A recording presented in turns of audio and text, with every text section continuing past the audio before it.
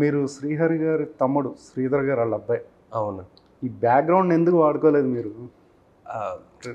బ్యాక్‌గ్రౌండే అని కాదు గానీ, మెయిన్ ఒక ఈ ఈ విధంగా చూశాననమాట. అంటే సినిమా ఇండస్ట్రీలోకి రావాలంటే మెయిన్ ఒక డైరెక్టర్, ఫిల్మ్ మేకర్ మెయిన్‌గా నమ్మేది టాలెంట్‌ని నమ్మి మన మన మన మీద ఒక నమ్మకం పెట్టుకొని వాళ్ళు మనకు జాబ్ ఇస్తారని నమ్ముతారనమాట.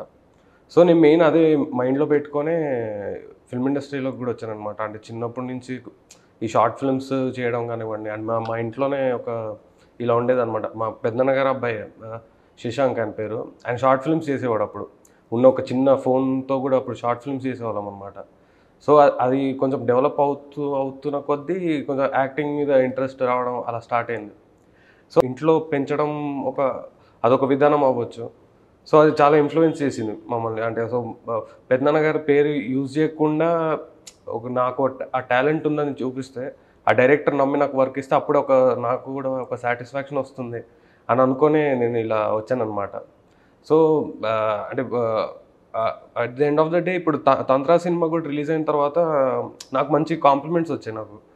నా పర్ఫార్మెన్స్ అంటే సినిమాకి మిక్స్డ్ రివ్యూస్ వచ్చినా కానీ పర్ఫార్మెన్సెస్ విషయంలో కానివ్వండి, నాకు చాలా మంచి కాంప్లిమెంట్స్ వచ్చాయన్నమాట. నాకు ఒక సాటిస్ఫాక్షన్ లాగా వచ్చింది దాని నుంచి.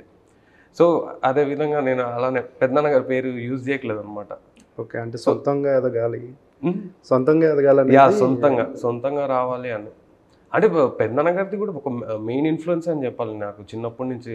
అంటే మాకు సినిమా అనే ఒక కాన్సెప్ట్ గురించి తెలిసింది ఆయన వల్ల. సో, మేబీ ఆయన కూడా అదే ఆశిస్తారేమో. అంటే పెద్దనాన్న గారు ఉండుంటే అది వేరేలాగా ఉండేదేమో. నేను అప్పుడు 2019లో స్టార్ట్ చేశాను వర్క్ చేయడం. సీరియస్ యాక్టింగ్‌లోకి వచ్చి నేను ఫైనల్‌గా నా సినిమా రిలీజ్ అయింది 2024లో. సో, చాలా ఇయర్స్ పట్టిందన్నమాట. ఈ సినిమా 19లో స్టార్ట్ అయిందా? లేదు, నేను ట్రై చేయడం ట్రయల్స్, ఫిల్మ్స్ ఆడిషన్స్ కానివ్వండి, నేను కొన్ని షార్ట్ ఫిల్మ్స్తో పాటు మ్యూజిక్ వీడియోస్ కూడా చేశాను అనమాట. హేమచంద్ర గారిది ఒక మ్యూజిక్ వీడియోలో చేశాను, నేను యాక్టింగ్ చేశాను. 1 Love అని ఒక సాంగ్. సో, అది కూడా ఆ ఒక మ్యూజిక్ వీడియో క్రాక్ చేయడానికి చాలా టైం పట్టిందనమాట. ఆడిషన్స్ వీటన్నిటికి వెళ్ళి. సో, ఆ తర్వాత హేమచంద్ర గారిది అయినాక ఈ 'సఖియా' అని ఒక వెబ్ సిరీస్ చేశాను యూట్యూబ్ ఇన్ఫినిటమ్ వాళ్ళతో చేశాను అనమాట. సో, అది కూడా చాలా టైం పట్టింది. యూట్యూబ్లో ఒక బ్రేక్ రావడానికి చాలా టైం పట్టింది నాకు. సో, ఆ ప్రాసెస్ గురించి చెప్తున్నాను. అండ్ ఆ తర్వాత ఇంకా ఆడిషన్స్కి వెళ్ళి ఫైనల్గా 'తంత్ర' కంటే ముందు ఒక సినిమా చేశాను యాక్చువల్లీ. కట్టె కొట్టి తెచ్చే అని. ఆ సినిమా ఇప్పుడు రిలీజ్ అవుతుంది ఒక ఫ్యూ మంత్స్లో, ఇంకా పిచ్చింగ్ స్టేజ్లో ఉంది. సో, ఆ ఆడిషన్ ఫస్ట్ ఆడిషన్ అనమాట. నేను క్రాక్ చేసిన ఫస్ట్ ఆడిషన్. వేరే ముందు ఒక 40 ఆడిషన్స్కి వెళ్ళి ఉంటాను. అన్నీ ఏదో ఒక విధంగా ఫెయిల్ అయిపోతూ వచ్చాను. అంటే మళ్ళీ ఫోన్ చేస్తామని అంటారు చాలామంది, కాల్ బ్యాక్ ఏం రాదు.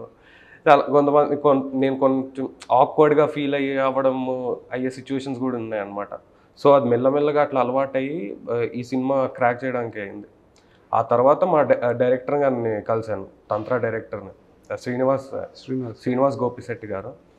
సో, ఆయన ర్యాండమ్గా కలిశారు నన్ను. ర్యాండమ్గా కలిసి మా ఫ్రెండ్ ద్వారా కలిశారు. సో, ఆయనకి నేనేం చెప్పలేదు, నేను మా బ్యాక్గ్రౌండ్ ఏంటి అని ఏం చెప్పలేదు. ఆయన జస్ట్ నన్ను చూసి ఒక క్యారెక్టర్ ఉంది, ఫీమేల్ ఓరియంటెడ్ సినిమా, ఒక అమ్మాయి గురించి సినిమా, ఆ అమ్మాయికి పేర్లాగా ఉంటావు నువ్వు. సో, అలా అని చెప్పి ఈ క్యారెక్టర్ డిస్క్రిప్షన్ ఇచ్చారనమాట. ఒక వేశ్య కొడుకు క్యారెక్టర్, తనని ఊరంతా ఒక బ్యానిష్ చేసేస్తారు. కానీ ఆ అబ్బాయికి ఒక అమ్మాయి, ప్రేమ చూపించే ఒక అమ్మాయి దొరుకుతుంది. సో, ఆ అమ్మాయి కోసం ఎంత దూరమైనా వెళ్ళగలుగుతాడు అని ఇట్లా బ్రీఫ్ ఇచ్చారనమాట. సో, నాకు వెంటనే నచ్చేసింది ఆ క్యారెక్టర్, చేస్తానని చెప్పాను. సో, 'తంత్ర' అలా అయిందనమాట.